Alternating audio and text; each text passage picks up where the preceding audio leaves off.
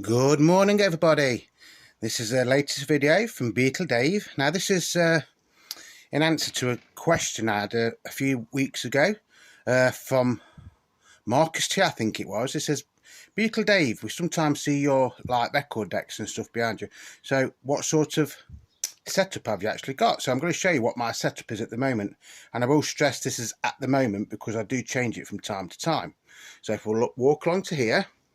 Right, this is my project record deck. It's a very basic one. I think it's a VC. It's an E turntable anyway. So this is one where if you haven't got a preamp, you would need one. But luckily, I can plug this straight into my amp, which we'll go to in a minute. This cork mat didn't come with it, but I would recommend that you do get cork mats or some sort of mat just to stop the vibrations and stuff. It's a very, very good turntable. Very basic. That's how you change the speeds there. That's how you change the speeds, by moving the turntable band from one bit to the other. You switch it on round the corner just there. It's a very basic switch on. It's got a lovely Often cartridge on it, which is there. And this is what I use for when I get brand new records. As I say, the sound quality on it is absolutely brilliant. It's not my everyday one. It's, you know, when I get the brand new records, I wouldn't want to play old scratched records on it because it would knacker that cartridge, I think. But the sound quality on it is brilliant. It's a very, you know, if you're looking for a cheapest turntable or to upgrade, I would highly recommend one of these. They usually get, when I bought this one, I think I got on a deal for about £159. I think they are still just about under £200. Primary E, that's it. That's what it's called, a primary E. Like I say, if you haven't got a proper phono amp, you will have to buy a external one for it to plug it into your system. But on mine, I can plug it straight into. So that is my primary E turntable. The next turntable I've got is this one here, which we have shown before. This is a Gem GPO. The beauty about this one is you can actually use this as a standalone turntable. It has got built-in speakers, but this is running through my amp as well at the minute. It's not the cheapest turntable you can get, but I would say this is like my everyday turntable. So if I've been out like record shopping, I bought some second-hand records, this is the one I used to try my records on first.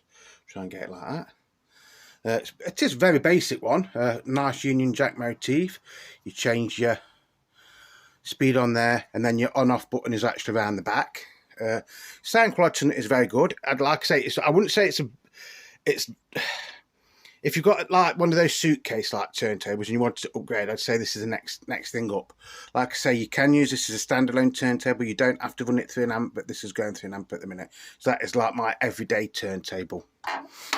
And then this one is my Gerhard turntable. This was actually given to me. This is what I usually play all of my Beatles original mono LPs and stuff on. Again, it has got a cork mat, turntable mat. All these are belt drive, by the way. And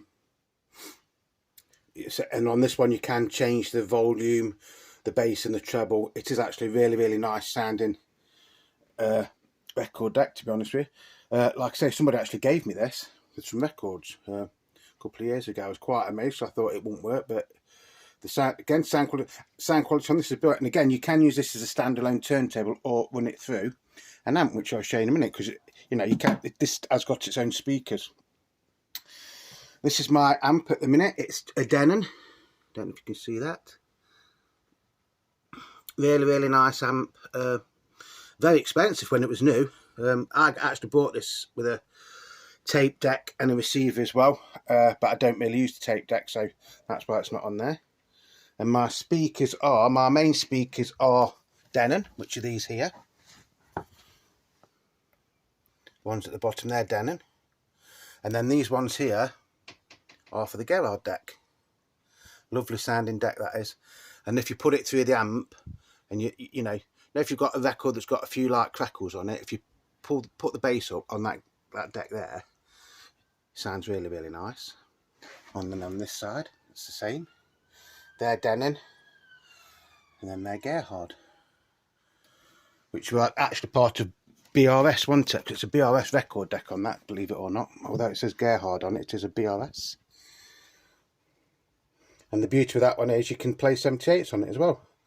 So I do actually have a few old rock and roll 78s which my mum kindly gave me. It's a nice record player on its own, that is, to be honest. Then going to equipment, you probably will need one of these at some point. I wouldn't say it's essential. That is actually called a record weight or a record clamp. And the idea with them is if you've got a record that's got a slight warp, and I will emphasise slight warp, if you put that on it, when you put the record on, you put that over the spindle, like so, and it does actually slightly flatten the record. It's only temporary fix though. But if you've got a warp record and you think, bloody hell, I'm not going to play it, if you've got one of them and try it, 9 times out of 10 you'll find that it will play absolutely fantastic. Then you've got adapters. These are the things that, like, if you've got one that we used to call jukebox records, so you've got a hole in the middle of the 45, you can put them on. And then there's them ones as well.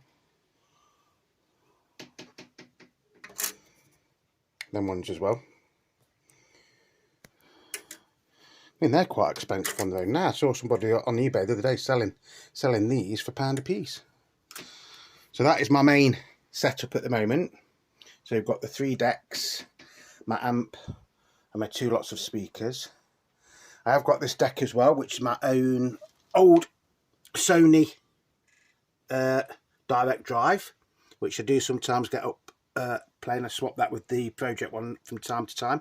Again, really nice sounding old record deck. The other thing you're going to need at some point is to get some cleaning stuff. You can buy like box sets with this, like a basic, you just put it over your record and gets the dust off it. Or there's these as well, which is the same thing. And these, they're good, carbon fibre bush. So if you put your record on the deck, you just go like that, and then you lift it at the end, and it just gets the dust off it. Quite inexpensive. And then if you're going to be serious about record collecting eventually, you will need to buy some sort of cleaning machine. This is mine. It is again, it's a project. This is a VCE record cleaning machine. So basically you unscrew this like that, you put your record on, you screw it back down, you turn it on, it goes very slow, you put some cleaning fluid on it, you wipe it with a brush like that, then you put your record arm across it like that. It's got a vacuum on it, so it cleans it and dries it at the same time. They're going for about £270, £290 each at the minute. I didn't pay that for that. I've had that a few years.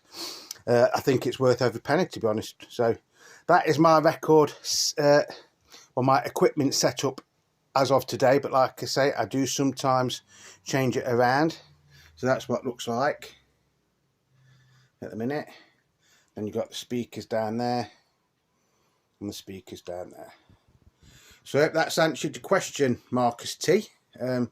Like I say, I do sometimes swap this record deck and my Sony, this one, around. So sometimes that one might be up there and that one might be down there, because it only takes about 2 minutes to change it anyway.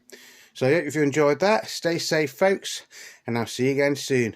So until the next video, ta-ra for now.